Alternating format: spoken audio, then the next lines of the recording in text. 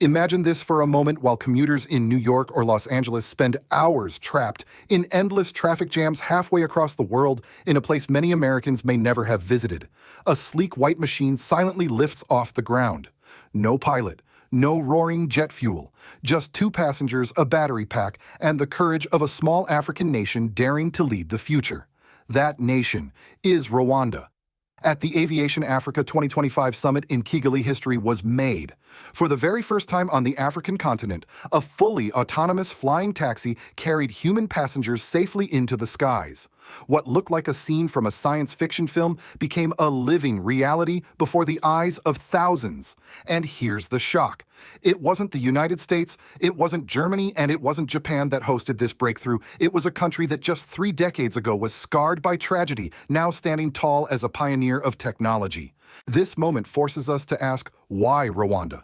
Why would a small landlocked nation of barely 13 million people succeed where global powers still hesitate? The answer lies not in size or wealth, but in vision, determination, and the refusal to remain trapped by outdated systems. Rwanda has proven once again that sometimes the boldest steps toward tomorrow come from the least expected places. For those of us watching from America, especially those who remember the space race and the first moon landing, this raises a powerful question. Could Africa now be the place where the future of transportation takes flight? And if Rwanda can leapfrog the world with courage, what does that mean for nations like Burkina Faso under President Ibrahim Traoré, who also speak of sovereignty, innovation, and breaking free from imposed limits? Stay with me, because by the end of this journey, you may find yourself rethinking everything you thought you knew about Africa's role in the 21st century. And if you believe that truth and progress matter more than headlines, please subscribe, and let's take off together. The year is 2025, and the city of Kigali, Rwanda is buzzing with anticipation. At the Aviation Africa summit, a crowd gathers under the morning sun, eyes turned upward toward an aircraft unlike any they have seen before. It is the E-Hang A216s, a fully autonomous all-electric passenger drone that needs no pilot. As the rotors begin to spin, the noise is not deafening but smooth, a futuristic hum. Then, with a steady lift, Africa's very first public flying taxi rises into the sky. This was not just a demonstration of technology. It was a declaration to the world that Rwanda intends to lead, not follow, in shaping the future of transportation. The aircraft itself is a marvel. The E-Hang A216s can carry 2 passengers at speeds up to 130 kilometers per hour with a flight range of about 35 kilometers per charge. What makes it revolutionary is not only its autonomy, no pilot needed, but also its redundancy. 16 independent rotors are arranged in a coaxial double design, meaning even if one motor fails, 15 others keep the craft safely in the air. Flight control systems are triple redundant. Battery packs are divided into 12 independent cells, and the aircraft can execute an emergency landing automatically. In fact, many experts argue it may be safer than most commercial aircraft in operation today. The implications are staggering. A journey from downtown Kigali to the international airport, usually a stressful 45-minute drive through congested roads, becomes a quiet 5-minute flight. A medical emergency that might once have been delayed by traffic can now bypass the streets entirely. But beyond the technical specifications lies an economic revolution. Traditional helicopter flights in major cities can cost anywhere from $200 to $500 per trip. Flying taxis like the E-Hang, powered by electricity and requiring no pilot training, could eventually bring that cost down to between $20 and $50. The global flying taxi market is projected to reach $15 billion by 2030, and Rwanda has just secured its place at the center of this emerging industry. Even the price tag of the aircraft is groundbreaking. While a conventional helicopter can cost anywhere from $1.5 million to $15 million, the A216s has a suggested retail cost of roughly $410,000. For a fully autonomous craft with minimal maintenance needs, that figure begins to look like a bargain. Charging infrastructure is equally efficient. The aircraft can be fully recharged in about 1 hour, and solid-state batteries give it an energy density among the highest in the world. The symbolism of this event cannot be overstated. Rwanda, a country once defined in the global imagination by conflict and tragedy, has now placed itself in the headlines for technological innovation. It is not simply participating in the future of aviation, it is setting the pace. While nations like the United States continue to debate regulations, Rwanda has already moved forward with practical applications. The same government that pioneered drone delivery of medical supplies in remote villages back in 2016 is now turning its ambition toward human transportation. On that day in Kigali, the applause from the gathered crowd was more than admiration for a flying machine. It was a collective recognition that Africa has the potential to leapfrog over decades of slow development and infrastructure bottlenecks. With only 3% of the world's paved roads, but 17% of its population, Africa faces a transportation crisis. Yet Rwanda has shown that instead of catching up to outdated systems, it can build a new one from scratch, one that takes to the skies. This first public flight of a self-flying taxi in Africa will be remembered not only as a technological showcase, but as a symbolic rebirth. A small, determined nation declared that the limitations of geography and history no longer define it. The future of African transportation is not bound to highways and railroads, it is airborne. And Rwanda, against all odds, has become the launch pad. The true climax of Rwanda's flying taxi story was not simply when the rotors whirred to life and the craft rose above Kigali. The real emotional high point came in the why Rwanda of all places. Why not New York, Tokyo, or Dubai cities, long celebrated as symbols of futuristic ambition? This is where Rwanda's boldness shone through. For decades, the global aviation giants have been paralyzed by bureaucracy. The U.S. Federal Aviation Administration still struggles to approve basic drone deliveries. Europe debates safety standards endlessly. Japan invests billions in prototypes, but hesitates to bring them to the public. Meanwhile, Rwanda, a small landlocked nation of just 13 million people, quietly rewrote the rules. The moment the E-Hang A216s completed its flight, applause erupted, but it was more than applause for a machine. It was recognition that Rwanda had just leaped ahead of the world, that a country once synonymous with despair had transformed itself into a pioneer of tomorrow. The symbolism was overwhelming. 30 years after genocide, Rwanda was no longer defined by tragedy, but by triumph. And this triumph didn't appear overnight. Rwanda had spent years methodically building its aviation ecosystem. Long before Amazon could get approval for drone delivery in the United States, Rwanda was already saving lives. Since 2016, drones in Rwanda have delivered over 75,000 units of blood plasma and medical supplies to rural hospitals. Remote villages that once waited 4 hours for critical transfusions now received them in just 15 minutes. Lives that might have been lost on treacherous mountain roads were saved by unmanned aircraft. That history became the foundation for this moment. When the flying taxi rose over Kigali, it was not a stunt. It was the natural next step in a vision carefully executed over nearly a decade. And it made the world take notice. International reactions came swiftly. Technology journalists across Europe called it Africa's leap into the future. Some skeptics in the West expressed disbelief. How could Rwanda, of all places, pull this off before Silicon Valley? But the truth was undeniable. While wealthier nations got tangled in their own red tape, Rwanda moved fast, testing, learning, and proving its systems. China, too, saw the opportunity. The partnership with E-Hang was not just about showcasing a product. It was about choosing a country with the courage and the regulatory clarity to make aviation history. As Chinese engineers praised Rwanda's progressive approach, Western companies were forced to confront uncomfortable questions. How had they fallen so far behind? Even more telling was the reaction across Africa. From Lagos to Nairobi, headlines buzzed with pride and curiosity. If Rwanda could achieve this, what was stopping other nations? Could this be the moment when Africa finally stops importing the future and starts inventing it? For many, the symbolism of a small African state leading in aviation carried a powerful message. Africa's destiny need not be defined by others. This emotional wave reached beyond Africa's borders. In the United States, older viewers who remembered the space race found the story both inspiring and humbling. Some asked openly, if Rwanda can lead in flying taxis, what's holding us back? For a continent often portrayed as lagging, the narrative had flipped entirely. Africa was not catching up. It was pulling ahead.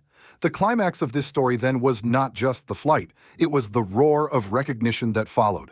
Rwanda had taken to the skies, and with it, the continent's image began to ascend. The crowd in Kigali that day knew they were witnessing history, and the rest of the world, whether ready or not, had to acknowledge it. The sight of a self-flying taxi rising over Kigali was more than a technological milestone, it carried deep civil and political consequences.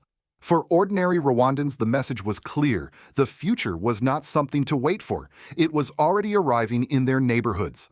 On the civil side, the potential impact is transformative. Africa's cities are choking on congestion, costing billions of dollars each year in lost productivity. Kigali itself, though smaller than Lagos or Cairo, still suffers from gridlocked streets.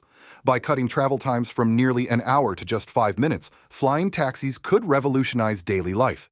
Imagine a worker reaching the office without being exhausted from traffic, or a mother taking her child to a hospital in minutes instead of hours. For rural communities long isolated by Rwanda's mountainous terrain, the promise is even greater. Flying taxis combined with existing medical drones mean distance may no longer dictate survival. This is not just convenience. It is about saving lives, connecting families, and unlocking opportunities once thought unreachable. But there is also an emotional layer. Rwanda, a country once scarred by one of the world's greatest tragedies, is rewriting its national identity. Every citizen who saw the flight understood they were witnessing a symbol of renewal. It was proof that Rwanda can define itself by innovation and courage, not by the shadows of the past. On the political side, the consequences ripple outward. Domestically, President Paul Kagame's government gains a powerful narrative. Rwanda is not just stable, it is visionary. The regime has faced criticism over its tight control, but achievements like this create legitimacy by showing tangible progress. A nation that pioneers future transport earns credibility, not only with its people, but with global investors and partners. Internationally, Rwanda's flight unsettled old assumptions. For decades, the global order treated Africa as a consumer, not a creator of advanced technology. This event challenged that. By demonstrating leadership in aviation, Rwanda signaled that African nations are capable of shaping industries, not just participating at the margins. It also put pressure on other African governments. In Ghana, Nigeria, Kenya, and even Burkina Faso, citizens are beginning to ask, if Rwanda can do it, why can't we? This political ripple connects directly to the broader wave of African sovereignty. Just as Burkina Faso under President Ibrahim Traoré has reclaimed its gold and challenged Western control over resources, Rwanda has asserted sovereignty over technology. Both represent the same principle: Africa must not wait for permission to innovate or defend itself. Of course, challenges remain. Building infrastructure for flying taxis will require enormous investment. Training local engineers, technicians, and regulators is essential to avoid dependency. There will also be debates about equity. Will flying taxis serve only the wealthy elite, or will they become part of public transportation accessible to all? These questions will test Rwanda's leadership in the coming years. Still, the symbolic power of that first flight is undeniable. It has already begun to reshape the continent's political imagination. Rwanda has shown that civil transformation, safer transport, faster medical care can go hand in hand with political transformation, sovereignty, pride, and global leadership. In the end, the flying taxi is more than a machine. It is a signal to the world Africa will not be chained to the past.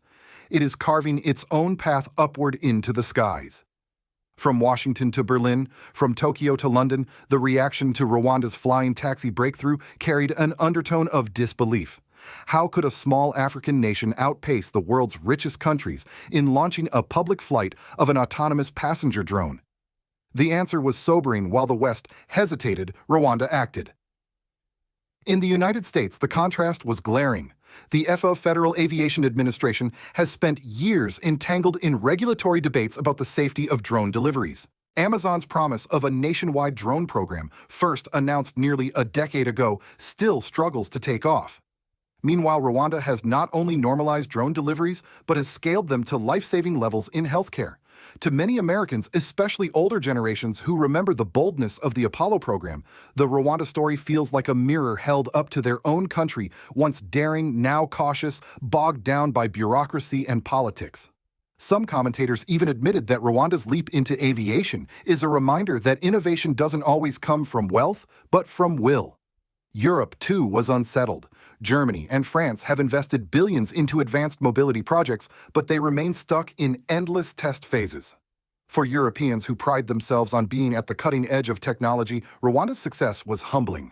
Headlines in Paris and Berlin noted the irony: the continent that once colonized Africa to exploit its resources now watches an African nation pioneer technologies they themselves are struggling to deploy.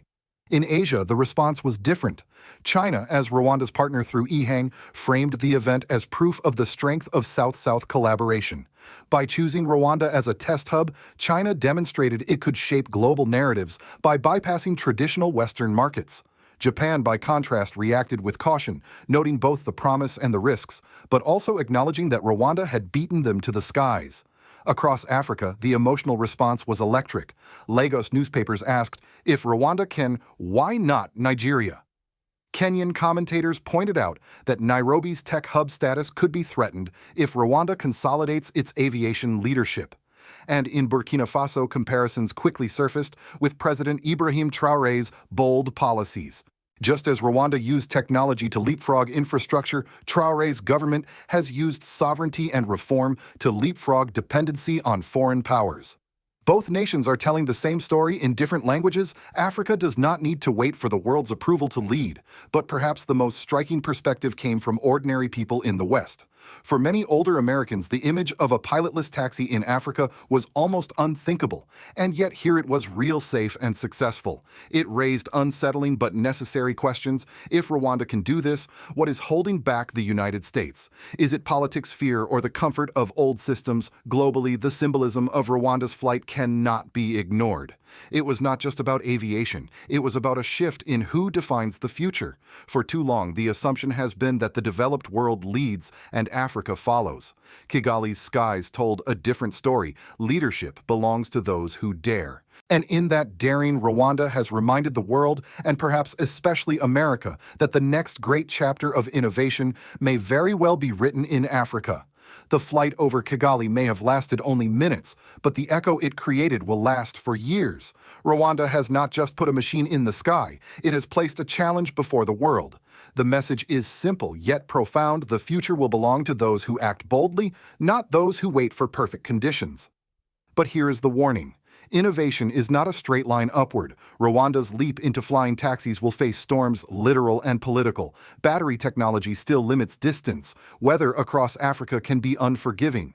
Infrastructure costs will be heavy. And perhaps most important of all, trust must be earned. Will ordinary citizens feel safe boarding a craft with no pilot? Will governments resist the temptation to let only the wealthy benefit while the poor remain grounded? These questions are not small. They will shape whether this dream becomes a true revolution or fades into an elite novelty.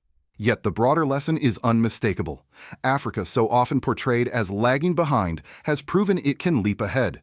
Just as mobile phones once allowed the continent to skip landline infrastructure, flying taxis could allow Africa to bypass broken road and rail systems entirely. And this new confidence does not stop at Rwanda's borders. In Burkina Faso, President Ibrahim Traoré speaks of sovereignty, not just in politics and resources, but in the ability to define one's own destiny. Rwanda's skies and Burkina Faso's gold mines are telling the same story in different voices. Africa will no longer wait for permission. For viewers in America, especially those over 60 who have lived through the moon, landing the Cold War and the digital revolution, this moment should stir both awe and reflection. If Rwanda can rise from ashes and lead in aviation, what excuses remain for nations with far greater wealth? Is it possible that Africa is not the future's follower, but its pioneer? And if so, how should the world, how should America respond? With partnership or with fear? With open doors or with defensive walls? I leave you with this question. Would you trust a pilotless flying taxi if it landed on your rooftop tomorrow? And if Rwanda dares to lead, do you believe leaders like Ibrahim Traoré will carry this spirit of boldness across the continent? If you feel inspired by Africa's courage to take flight, please share this video. If you believe that truth and progress are more important than headlines, subscribe to our channel. Together, let us keep our minds open to the skies, because the future is already here and it is rising from Africa.